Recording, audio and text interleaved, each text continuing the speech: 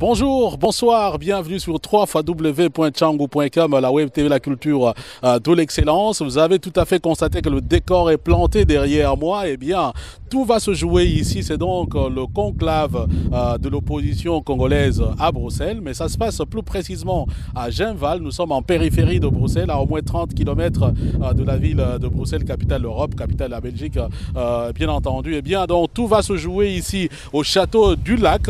Pourquoi Château du Lac? Parce que juste en face de moi, il y a donc le lac de Genval, un lac majestueux, en tout cas très magnifique. Et bien à l'intérieur, vous êtes en train de voir les images qui sont en train de défiler. Vous pouvez identifier certains opérateurs politiques qui sont déjà là, mais les choses n'ont pas encore commencé. Voilà, c'est l'ambiance, en tout cas pour le moment. On est encore dans l'attente, peut-être dans 30-40 minutes, ça devrait en tout cas commencer. Et on a appris que dans la matinée, il y avait une tripartite. Hier, dans l'émission Actualité Expliquée, je vous ai parlé d'un couac entre la Dynamique et l'UDPS. Il semble qu'ils ont aplani le différend et que finalement, ils ont décidé de pouvoir constituer un comité préparatoire tripartite composé du G7 et alliés, UDPS et alliés et bien entendu Dynamique de l'opposition et alliés. Alors, sans plus tarder, je vais entrer à l'intérieur, vous proposer tout simplement quelques petites interviews des personnes qui sont sur place. Eh bien, suivez mon regard.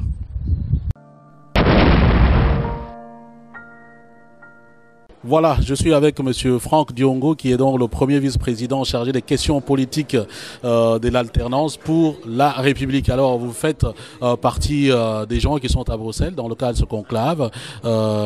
Qu'est-ce que vous attendez de cet événement ? Oui, mais il est difficile de te dire les conclusions avant les travaux. Mais ce qu'il faudra noter, c'est que l'opposition congolaise, dans sa pluralité, dans sa diversité, va donner une réponse aux problèmes auxquels le pays est confronté en termes d'espoir, d'espérance et d'alternance par rapport à toutes les grandes questions qui sont posées au pays.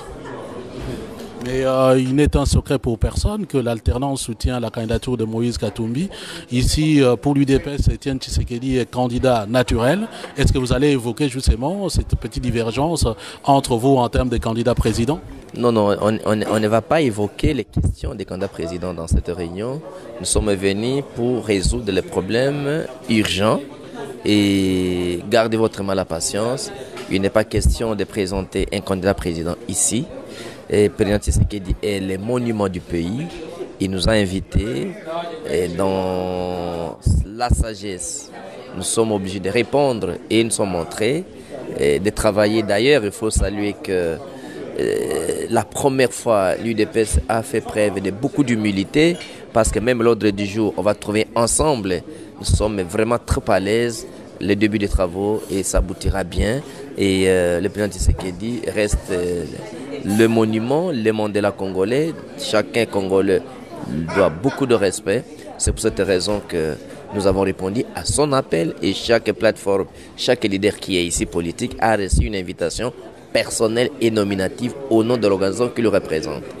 Alors, on a appris que finalement des divergences entre la dynamique de l'opposition, le G7 et l'UDPS ont retardé le début des travaux. Est-ce que vous avez pu les aplanir entre politiciens?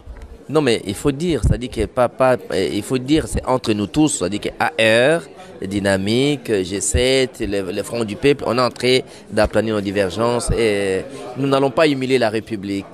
Et les petites divergences, ce sont dans toute négociation, dans toute réunion, nous sommes en train d'aplanir, d'arrondir les angles pour arriver à donner une réponse favorable pour l'espoir et l'espérance de la République. Bon, nous, la délégation du G7, nous répondons présents à toutes les rencontres qui vont dans le sens de défendre les intérêts du pays. Il semble qu'il y a quelques petites divergences entre vous, la dynamique et l'UDPS qui retardent le début des travaux. Qu'est-ce qu'il en est concrètement? Nous pensons que ces divergences ne sont pas au-dessus du Congo. Comme nous plaçons le Congo au-dessus de tout, nous allons surmonter ces divergences. Je vous remercie. Merci. Merci.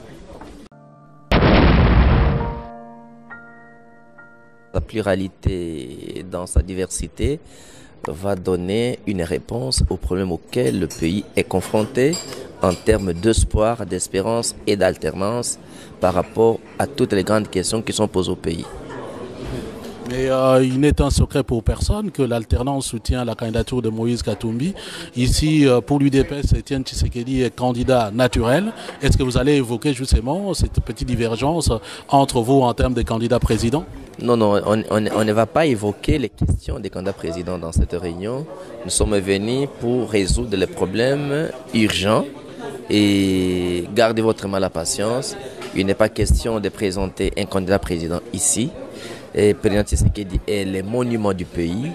Il nous a invités et dans la sagesse, nous sommes obligés de répondre et nous sommes montrés et de travailler. D'ailleurs, il faut saluer que la première fois, l'UDPS a fait preuve de beaucoup d'humilité parce que même l'ordre du jour, on va trouver ensemble.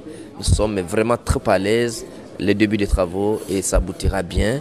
Et le président Tshisekedi reste le monument, le Mandela congolais. Chacun congolais doit beaucoup de respect. C'est pour cette raison que nous avons répondu à son appel et chaque plateforme, chaque leader qui est ici. De l'opposition est allié. Alors sans plus tarder, je vais rentrer à l'intérieur, vous proposer tout simplement quelques petites interviews des personnes qui sont sur place. Eh bien, suivez mon regard.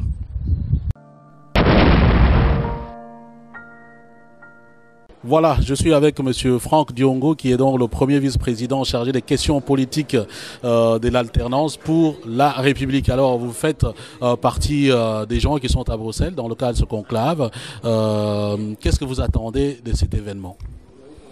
Oui, mais il est difficile de te dire les conclusions avant les travaux.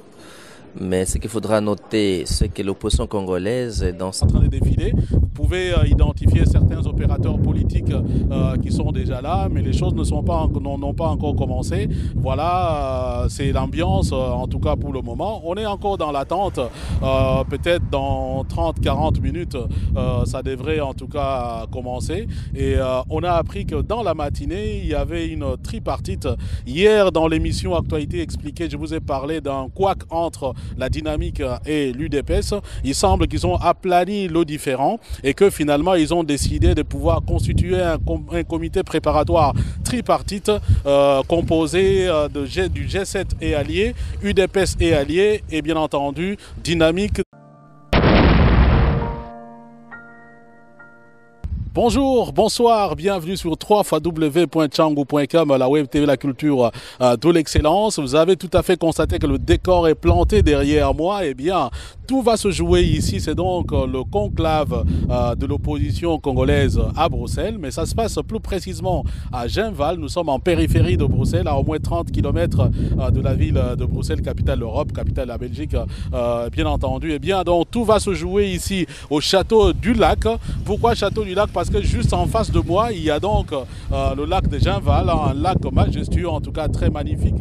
Et bien à l'intérieur, vous êtes en train de voir les images qui sont